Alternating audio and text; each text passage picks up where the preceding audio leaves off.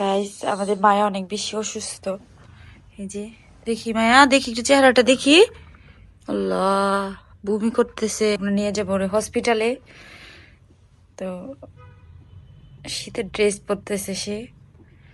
Guys okay ready করানো হয়ে গেছে, দেখি এখন আমরা ওকে নিয়ে হসপিটালে যাব। তো চলো। যে আমাদের এটা কে? এটা মায়া। এই যে মায়াকে নিয়ে, তো এই যে মায়া, আমরা এখন চলে যাচ্ছি হসপিটালে।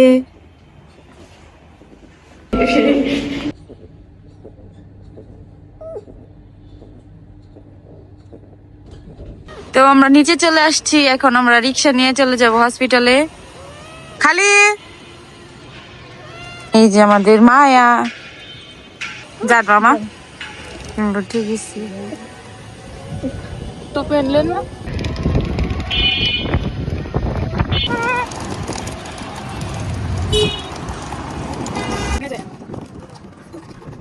এখানে, এই যে দেওয়া ওদের মামা এদিকে যান। এই যে আমরা চলে আসছি হসপিটালে, কিন্তু হসপিটাল যেহেতু বলছে 9:30টায় খুলবে, এখন অলরেডি 10টা বাজে না।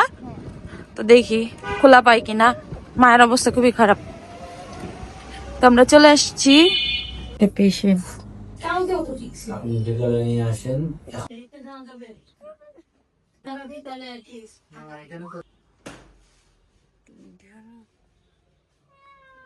এরপর আমরা মায়ের সব ডিটেলস লিখে দিই। এরপর মায়াকে একটা ইঞ্জেকশন দেওয়া হয়। তো এরপর সে কিছুক্ষণ ভালো থাকার পরে আবার সে অসুস্থ হয়ে যায়। তো অনেক বেশি শ্বাসকষ্টের সমস্যা থাকায় ওকে অক্সিজেন দেওয়া হয়।